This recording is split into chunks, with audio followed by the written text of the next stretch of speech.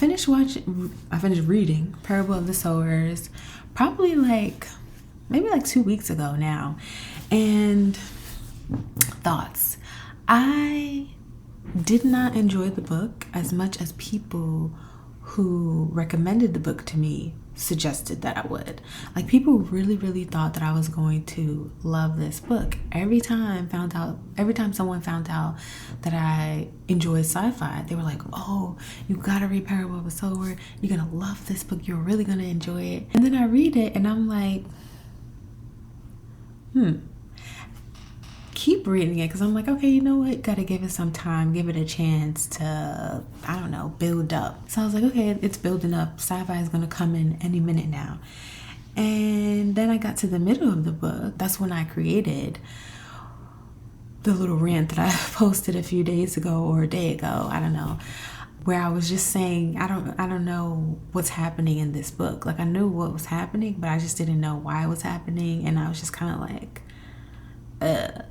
if I wasn't so curious to know what was going to happen at the end, I would have stopped reading it. One, I did not like Lauren at all. Like, she is so fucking annoying and like self-righteous, and she just makes me so sick with this whole Earthseed thing. Like, I'm just imagining her, this little girl. I think at times she was like 15, and then she gets to 17 by the end of the book or something like that. I'm not sure. And she's like, oh, well, Earthseed will be this. Throughout the entire first book, we see her kind of like figuring out what this thing is that she wants, or that she's been writing. She's writing these little diary entries, documenting what's going on. And before each entry, she has like a kind of Bible verse. I'm not religious and I really don't know the Bible like that, but I feel like it's kind of like a Bible verse that she has. One of the like main thing that I didn't like about her was that she just didn't seem to care about other people's feelings. Like, she wasn't a non-caring person. She just was careless with people. I want to say careless with people's feelings, careless with the people who were her people, I want to say. And I'm primarily thinking of, when everything went to hell and she had to leave her home, or she was forced out of her home, and she was on the road with Henry or Harry, I never remember that man's name, and what's her name, Zara. And the way she was just like picking up new people without really consulting them. Like, yeah, she would consult them, but it was less of a consultation and more like okay, well, like, I'm doing this, like, we need to, I feel like she was one of those people who would phrase things in a way that suggests that she's like being collaborative and like asking for your input, when she's really just telling you what she's gonna do. And I don't like that. When it's like your life and stuff is on the line, because like we all need to be consulted in this. So I didn't like that about her.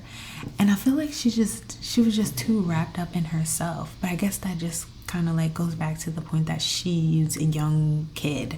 She was a young kid at that time. She was just a very like insufferable character to me. Like, she was very annoying. I did not like her. I feel like I would have liked the book from Zara's perspective, because I feel like she was the one who came from the streets, and she was like really, like, she knew what was up with everything outside of the wall, and she was really like teaching them. So yeah. And Lauren also made me annoyed me, because she knew she had this hypersensitivity, the sharing thing going on, which I guess was the sci-fi part of it. But she was always like throwing herself into danger. Like, if you could just fall out by like hurting someone else, or by feeling someone else get hurt, why are you always the one, oh, I'm going to go do it, I'm going first, I'm going to do, like, I just feel like that was a poor leadership poor leadership skills, or poor leadership judgment. She just really annoyed me every time she did that. Like, she just wasn't in many ways, I think living in reality, maybe. Yeah, I don't know. And then another character that annoyed me at the beginning was Harry or Henry. He was so freaking annoying. Like I was just kind of like, okay, she needs to watch out for him because he was just always like protesting things that should clearly be done. Like, oh, why would we hurt them? Why would we do it? Because they try to hurt you.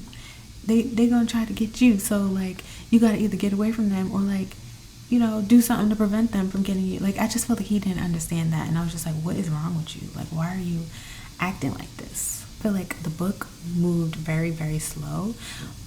And on one hand, I didn't like that because I was bored, but I also did like it because I felt like it gave me a very like complete or at least a well-rounded view of each character of Lauren specifically, but I want to say like each character. The sci-fi part annoyed me too, so I guess I know it had sci-fi in it because like the sharing part is sci-fi, but I guess it just didn't have enough sci-fi in it for me, or the type of sci-fi that I was expecting, because I've never read a book by Octavia Butler before, but I have listened to one on LeVar Burton's podcast. I'm pretty sure he read one of hers before, and it had a lot of like, it had obvious sci-fi in it, I guess I should say.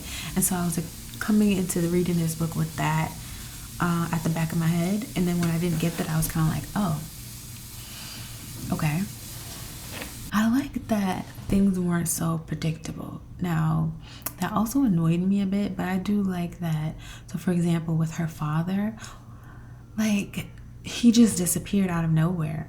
And I wasn't expecting that, but also I found myself frustrated that, like, we never found out what happened to him. Like, I'm hoping to find out in book 2, but I doubt it. Like, that really, like, frustrates me. And while I do want to know like what it is, what happens, I also appreciate that she didn't, because it's like, well, what do you expect? Like, they're living in this. I feel like it just hits back to the type of time they're living in.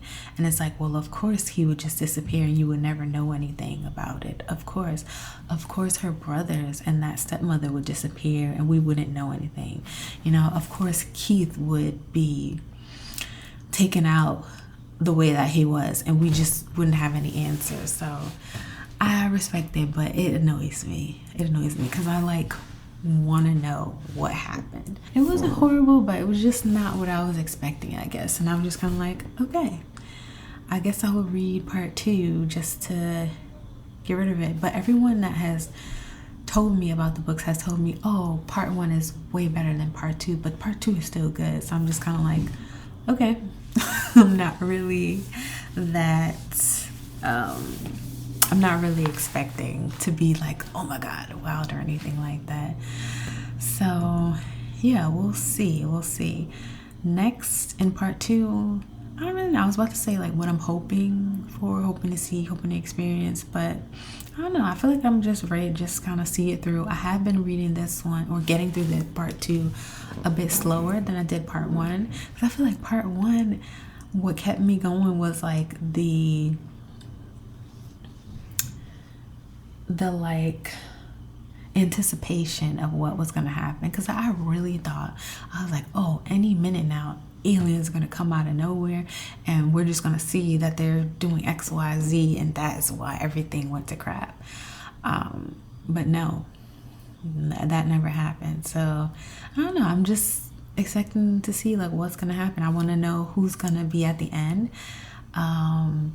I hope that we meet some people from her past lives, her as in Lauren's past lives, in book 2. Like, I want to know what happened to her friend Joanne.